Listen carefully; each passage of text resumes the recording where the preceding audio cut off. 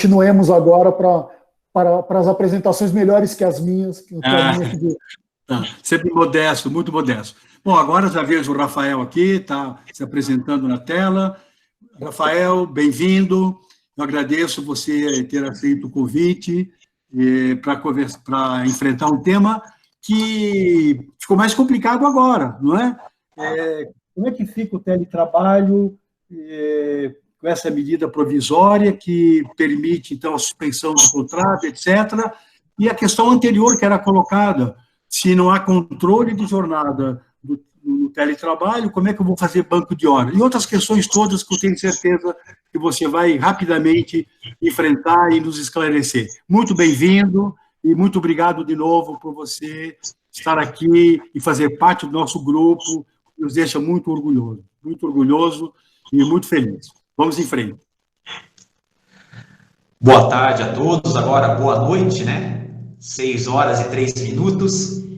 Eu agradeço imensamente a oportunidade de estar aqui.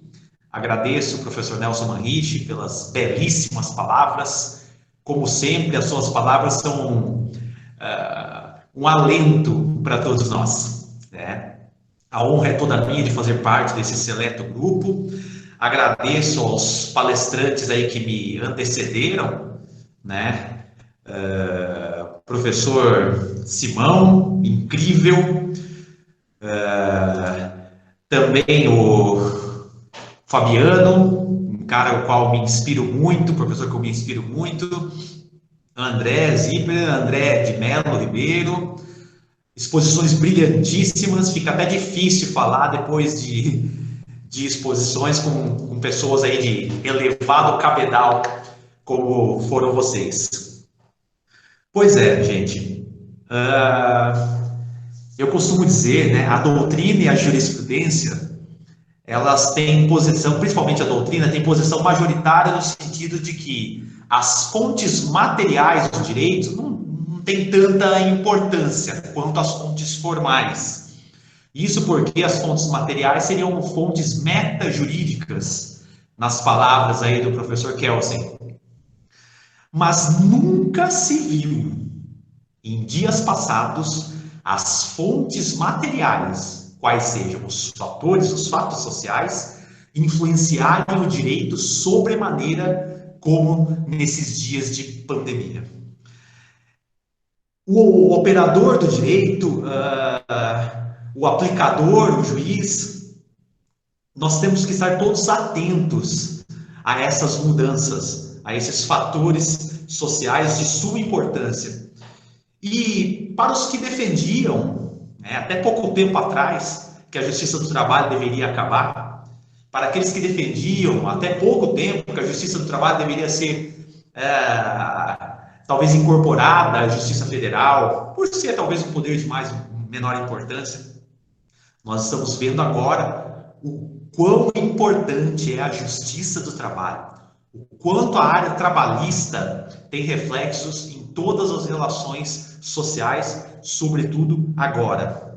Eu acho muito oportuna a fala do professor, quando começou essa fase de quarentena, de que todos nós iríamos ficar em casa, ajudando a esposa a lavar a louça, que é o meu caso, sendo que eu não tenho muita opção, mas não, nós não tivemos tempo para isso. O advogado trabalhista, o operador justo-trabalhista, tem muito trabalho e é para isso que nós estamos aqui hoje. Muito bem. Antes mesmo das medidas provisórias, especialmente a medida provisória 927, né, quando saiu no dia 19 de março, um pouquinho antes da entrada da publicação dela, por sinal, dia do meu aniversário, eu gravei um vídeo nas minhas redes sociais orientando as empresas, principalmente à luz da Lei 13.979, orientando ao que fazer nesse momento. E a minha orientação naquela ocasião foi justamente proceder aos pontos que eu vou abordar aqui agora, que é o teletrabalho e o banco de horas, como formas alternativas para a manutenção dos postos de trabalho. Por uma coincidência ou não, foram uma das alternativas trazidas pela medida provisória 927 de 2020, né? O teletrabalho, como todos aqui já sabem, ele já tinha previsão na CLT, fruto da Lei 13.467 de 2017, a nossa reforma trabalhista, né, de 2017. E um capítulo próprio lá no artigo 75A e seguintes da CLT. Eu não vou ficar repetindo aqui com todos o regime do teletrabalho, que eu creio que é de conhecimento de todos aqui presentes, mas eu gostaria de pontuar principalmente as diferenças em relação ao que está na CLT e ao que está previsto aqui na medida provisória 927, ok? As diferenças são basicamente as seguintes. O empregador pode, a seu critério, determinar unilateralmente que os empregados passem para o regime de teletrabalho, né? Essa exigência já tinha na CLT, e dispensado o registro prévio de alteração no contrato individual. Ok? No entanto, o empregador deverá notificar o empregado com antecedência mínima de 48 horas, né, quanto a essa indicação. E a empresa deverá ressarcir o empregado que precisar se estruturar para participar da modalidade, né, do teletrabalho. E é curioso, pessoal, que o parágrafo 4º, né, do artigo 4º da medida provisória 927, ele traz que, na hipótese de um empregado não possuir equipamentos tecnológicos e a infraestrutura necessária, adequada à prestação de trabalho, aí vem o inciso primeiro, pedir licença para ler, né, fala, o empregador poderá fornecer os equipamentos.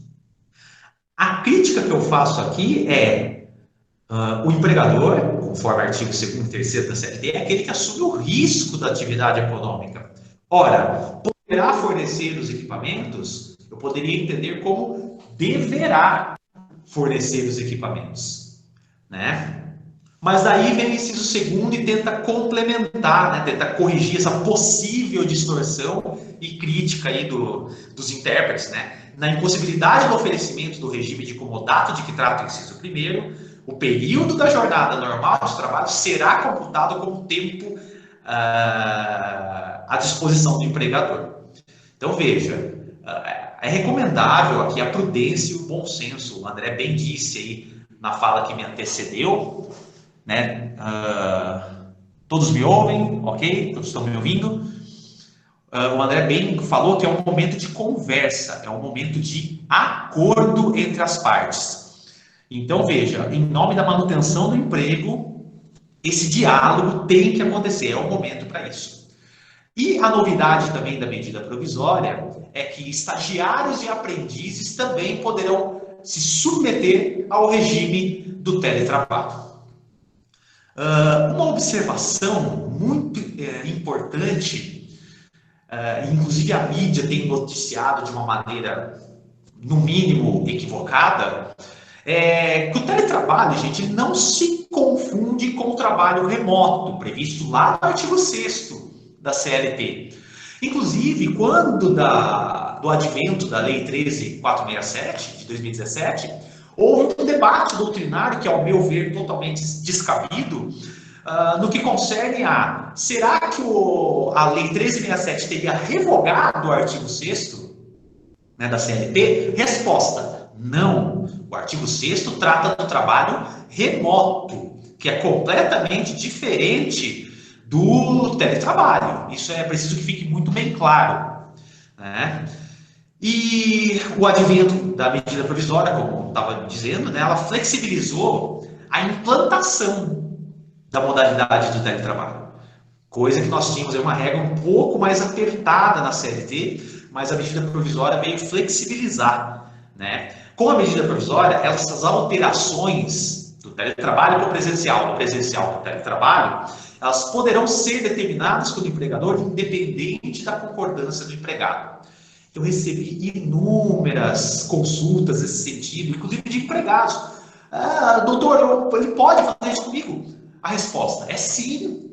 E mais um complemento. Ele está fazendo isso com você para te manter, para manter o seu emprego, né? A gente acaba desenvolvendo os estudos e adotando uma determinada linha acadêmica, mas eu sempre lembro da nossa querida professora Renata Orsi, que está aí nos assistindo.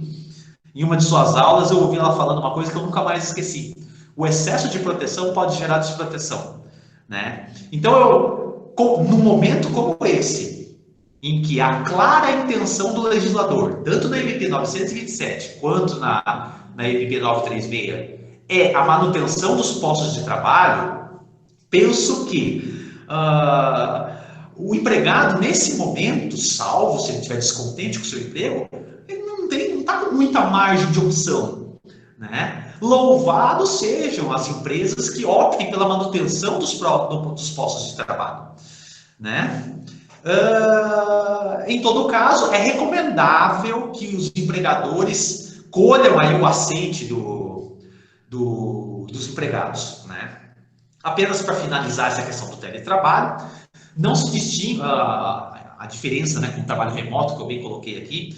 O trabalho remoto é aquele realizado fora das dependências, ok, do empregador, mas cujos meios telemáticos de comando equiparam aos meios de controle e subordinação, né? Em outras palavras, eu controlo, por exemplo, a jornada do trabalho remoto e, em tese, pelo menos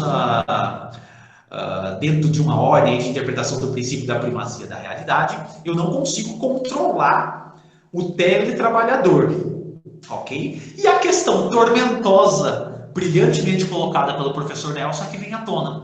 Eu consigo aplicar a MP 936 na hipótese de redução de salários, com redução de jornadas ao teletrabalhador? Me parece uma questão capciosa a ser enfrentada, né? E a gente talvez tenha que lembrar do conceito de jornada de trabalho, né? Tanto é que nós temos aqui um grandíssimo pleonasmo de falar jornada diária de trabalho. Ora, a jornada é o dia de trabalho. Uma solução, penso eu que não seja muito acadêmica, mas de cunho prático, seria a divisão em períodos, né? Olha, eu divido a sua jornada, teletrabalhador, você vai trabalhar na parte da manhã só, você não vai trabalhar mais o dia todo.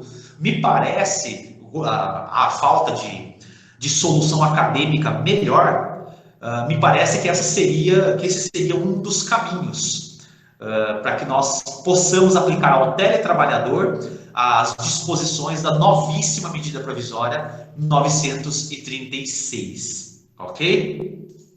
Pois bem, quanto ao teletrabalho, era isso que eu tinha a falar, e passemos agora ao banco de horas. A regra que nós tínhamos na CLT era o quê? O banco de horas mensal, semestral e anual. Sendo que na primeira hipótese eu poderia celebrar esse banco de horas por acordo verbal ou até mesmo tácito. Na segunda hipótese, eu poderia celebrar esse acordo de forma escrita e acima de seis meses com a interveniência sindical.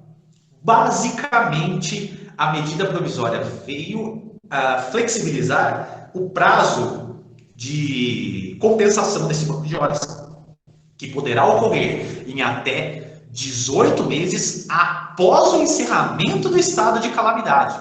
Então veja, nesse presente momento, 2 de abril, às 18 horas e 16 minutos, nós estamos falando talvez de um banco de horas ad eterno, porque nós não sabemos quando isso vai acabar. Até que venha a ciência, a saúde, e ao menos dê uma esperança contra a vacina dessa situação de pandemia, nós estamos falando aqui de prazos abertos, né? Inclusive, complementando o que o André falou, né? A medida provisória poderá ser convertida em lei, mas a vigência dela vai ter que ter uma norma específica. Ela vigorará enquanto perdurar o estado de calamidade ou enquanto perdurar o risco possível de contaminação em massa, né? Mas vamos lá, no banco de horas pode haver a compensação até 18 meses contados do encerramento do estado de calamidade, né? Pode ser estabelecido por acordo coletivo ou individual, né? Nós não temos essa limitação. E por fim, pessoal, eu gostaria de trazer uma indagação aqui para vocês, no seguinte sentido: o que vai acontecer? O legislador silenciou com relação a isso. O que vai acontecer na hipótese de adoção da prorrogação de jornada antes e depois da crise? O que vai acontecer com os bancos de horas que já estão em andamentos? Aonde... Rafael, só um segundinho. O professor Simão tem outro compromisso agora. E não sei se você poderia concluir ou queria esperar um pouquinho. Se alguém tiver duas ou três perguntas que seriam dirigidas ao professor Simão, ele responderia a essas indagações e sairia do nosso encontro. Perfeito, ou se você consegue, claro, sem dúvida. concluir. Perfeito. Não, na verdade, essa era a última indagação que eu ia trazer mesmo, tá? E espero ter contribuído. Estou à disposição para eventuais dúvidas e que nós possamos refletir tudo o que está acontecendo durante esse estado de pandemia nas nossas relações laborais e pessoais. É isso, grande abraço a todos vocês e muito obrigado. Obrigado, meu amigo. Você, como sempre, esforçado, fez uma